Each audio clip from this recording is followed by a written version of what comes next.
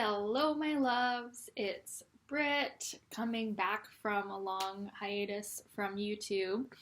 And today I wanted to talk about some of my favorite synastry aspects. So these are the aspects being made between two people's birth charts in the chart comparison. So this is the foundation of relationship astrology. This is really how we assess compatibility between two people. And the closest aspects being made, that's important. The orb of allowance is important. In these two charts, in the synastry chart, is very important and shows a huge dynamic of the relationship, a huge influence, a huge pattern, and something that will definitely be felt by the two people. So I wanted to just share some of my favorites, and I'll maybe put some timestamps in here so you guys can listen to whichever one you feel called to. So starting out, the first one that I want to mention is the sun conjunct the moon. So one person's sun conjuncting, so that's making a 0-degree aspect, or probably allow an orb of up to 7 degrees or so. The sun in one person's chart conjuncting the other person's moon. And I think it's specifically better if it's the woman's moon, but it can also go both ways. It can be good. It's just good no matter what to see this, because so we've got the one person, the sun person, so that's your birthday, that's your outside identity, that's really who you aspire to be in this lifetime. And I've found personally, it's when we are expressing those qualities of our sun sign that we feel the most confident, we feel the most capable, aligned with Saturn as well. Saturn is a big part of like our actual sturdiness in life and like unshakable confidence, but the sun is a more sunnier aspect of this, hence the word sun. The sun is a huge representation of our identity and, who we feel we are, who we strive to be, maybe in our childhood, who we, it feels like we're, trying to be that more than actually just being it, because the moon represents the instinctual, habitual patterns that we really feel like. Like, for me personally, I felt a lot more like my moon in Leo, probably till, more recently, like I'm 27 years old. So I grew into my sun in Taurus more. I'm still growing into my sun in Taurus. So I think this is why actually a lot of people even are quick to discredit astrology, is because, they don't understand the whole natal chart, right? They think they're just this one sign, the sun sign, and they don't really identify with it when, actually the sun sign is what we aspire to be, to become. That is like our goal in this lifetime. So when we have the sun conjunct moon, the sun person really feels like the moon person by just the moon person's natural mode of expression and natural emotions. Like the moon person, when they are emotional, when they are passionate, when they are feeling, which is, an everyday occurrence, we have our emotional body, we have our fluctuations and energy levels and everything like that. When the moon person is just merely existing and breathing and being their most natural self, the sun person is getting this boost of confidence, is getting this ego boost, is getting this, awareness of who they really aspire to be and who they actually are. And the moon person just effortlessly gives them this by just being in their emotions. And then the moon person feels really understood by the sun person. Like they can really be themselves. Like if they're emotional, they can, really let that out. And I mean, depending on the aspects to the moon though. So like if we're a moon person that has like, moon square Pluto and moon opposite Mars and like, all these super tense aspects to the moon, then the sun person is going to be bringing all of that up. So you have to look at the individual chart, right? Like if the moon person's a moon in Scorpio, they're going to bring up that quality in the person, right? But this is just a generalization because we're just talking about specific aspects. So for me, when I see that, so my moon is in Leo. My moon is not easily aspected in Leo. My moon is conjunct Mars in Leo. It's in conjunct with Saturn. It's in conjunct with Neptune. It's widely square to Pluto. It's widely square to my sun. So it's doing a lot. But in general, with my soulmate partner, who is now deceased, I'm now a widow, he had his sun, among other things. He had his ascendant, his sun, his Venus, and his Jupiter all conjunct my moon-Mars conjunction in Leo. So my experience of this was that it was a very passionate, but yet I have moon conjunct Mars, right? So, anything conjuncting my moon is going to also bring up my, sex drive and my passion and that, aggressive force of Mars as well. But yeah, it was just a very, like, the word that I would use to describe, if I could describe it in one word, is comfortable. And I would describe that for both people, that it's a comfortable connection. It's a soulmate connection. It's a marriage aspect. It's an aspect where you really feel like you have found your other half. You have found your soulmate. And if it's, the sun person is the man and the moon person is the woman, you naturally go into those husband and wife roles. I believe if the sun person is the woman and the moon person is the man, that maybe the woman will naturally be the leader in the relationship a little bit more, which can be good because some people are more used to that kind of dynamic too. But either way, I feel like the sun person is a little bit more the leader, the initiator, the making the plans and everything like that. And then the moon person responds and feels this huge level of warmth when the sun person is just existing, and the sun person feels the exact same way with the moon person, and the sun person is also getting kind of an ego boost or a confidence boost, or it's also helping their goals too, and their career and who they really aspire to be. Like, it's like this person is an embodiment of their like life goals. Like, so their dream partner, their dream person, their dream life. And then the moon person just feels like they can just naturally be themselves and really express their emotions, good and bad, with this person.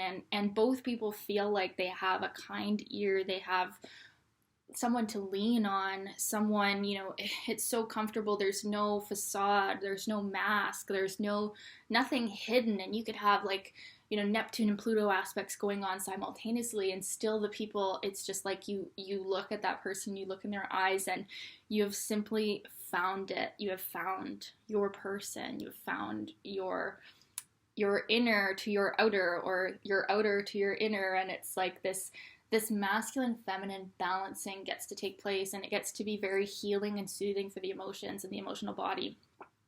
And it really allows the people to like relax into themselves and be who they truly are. So yeah, I really like this one. Anything else that's coming to me here?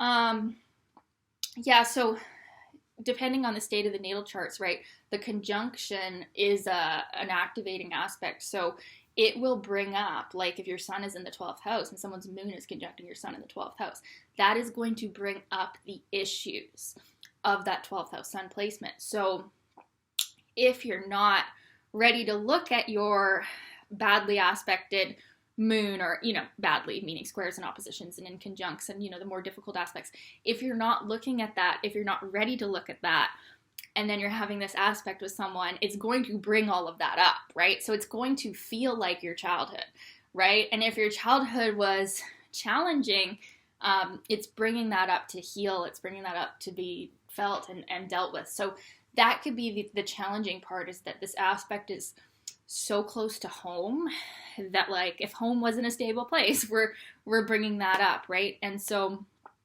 it's got that, I'm almost feeling like it's almost like a 4th house connotation too, where it's so close to home, it's so close to the roots that, like, the childhood stuff is going to get brought up with these people. And so if you're not wanting to look at that, if you're not wanting to deal with that, it could be uncomfortable.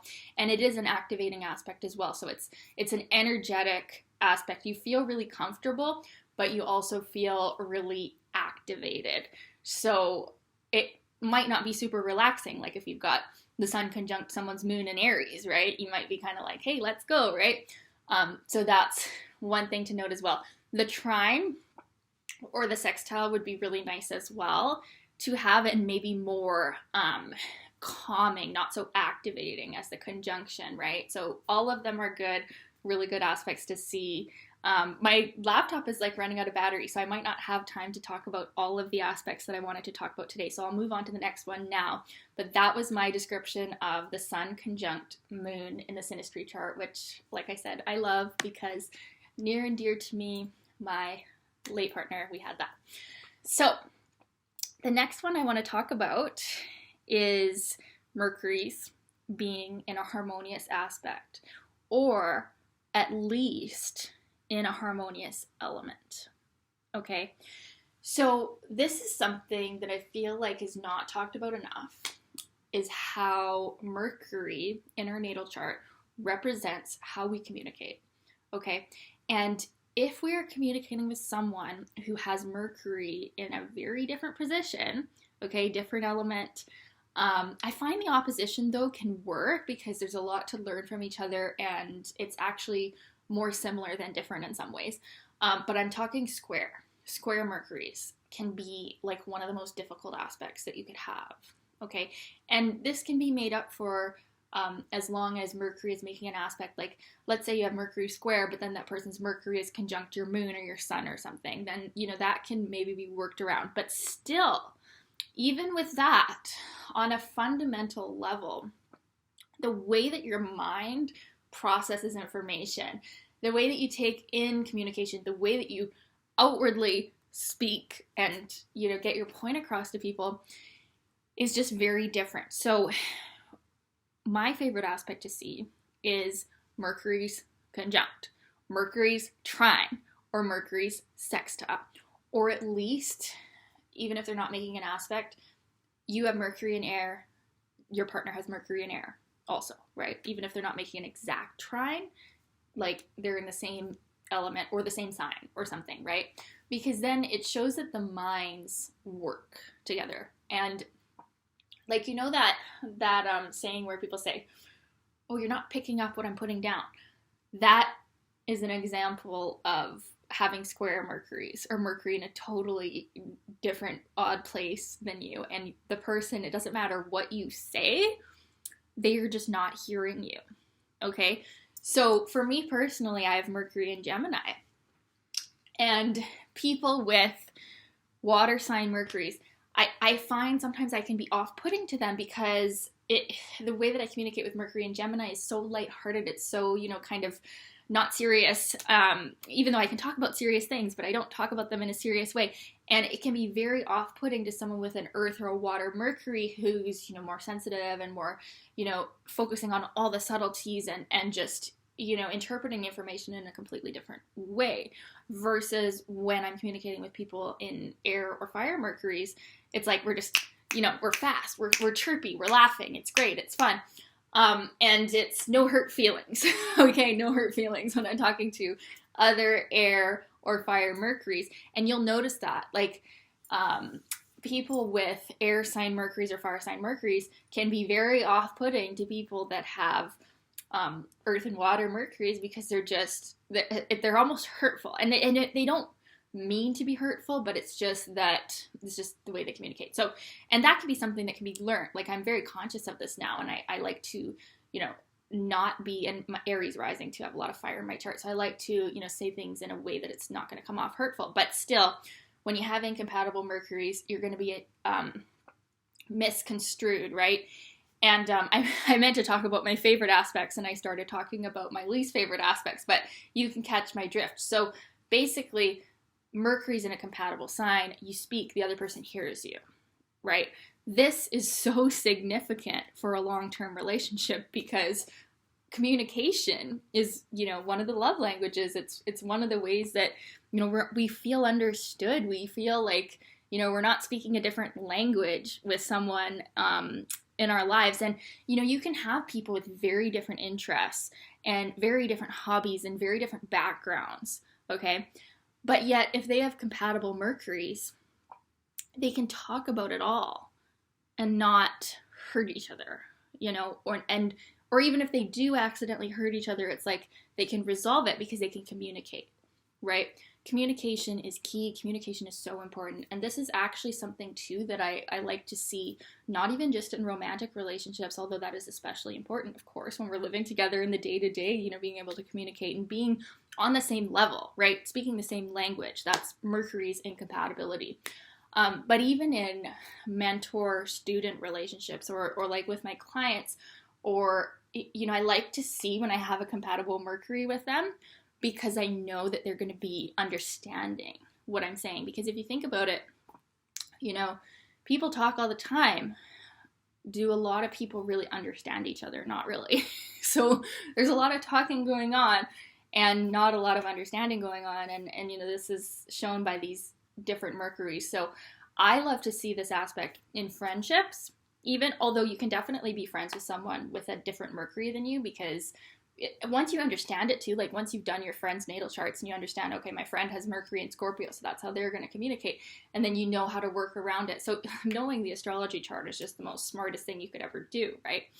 But for mentor student, I really like to see it too, or with clients, or with even if I'm going to work with a mentor, when I know that they have a compatible Mercury with me, I know I'm going to be able to learn from them. And I've signed up for courses before with mentors, which I found out later had incompatible Mercuries.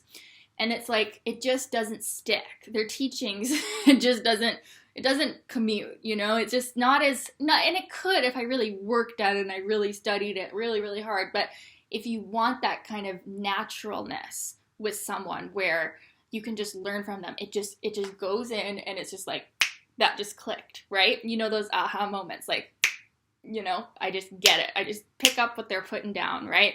So that's another one of my favorites is Mercury aspects. Mercury's trine, love it, love it, love it. Mercury sextile, love it, love it, love it. And that one's really lively too, because we've got the two elements, they're not identical, but they're alike enough that they really egg each other on and they get each other going. And I'm thinking about specifically so my Mercury and Gemini with the fire Mercuries. And yeah, they just really get me going. They really get me inspired. They get me talking. They get me thinking about things from a different angle. And I'm sure it's the same, vice versa, right? So yeah, love that. And Mercury's conjunct. I mean, it's just you're the same person. You could just talk and talk and talk and talk. And even if you're very different, you have very different backgrounds or anything like that, but when you talk, it's yeah, that's the easiest thing ever to understand, of course, duh. So I love that one. I love that one. I love that one. So last one that I will talk about today, I have many more favorites, but the last one I'll just mention because my computer might die here is Jupiter aspects. I love Jupiter. If you've seen my Jupiter series, you know that Jupiter is my favorite planet. I have Jupiter in Sagittarius, so I identify as a Jupiterian person. Especially too, it's coming through the 9th house, so it's a double Jupiter connotation. So I love Jupiter aspects. And the reason that I love Jupiter aspects in the Synastry is it lends a lightheartedness to any partnership. If you've ever been interacting with someone and you just feel this joy bubbling up from you, and that could be the moon too, that could be the moon harmoniously aspected, but I find specifically with Jupiter, it's Jupiter's the biggest planet. It's this big, buoyant, heartfelt energy. And the reason why it's so heartfelt too is because this person who's aspecting your Jupiter, they're really in alignment with who you're, or with your natural giftedness, with who you really are at the highest, most talented level, your true, noble self, okay? Your Sagittarian self, your lucky self, your joyful self. Jupiter is a lot to do with joy, and people don't talk about that enough. But when you are embodying the qualities of your Jupiter sign, you're actually going to feel the happiest. You're actually going to feel like you're really in your zone, okay?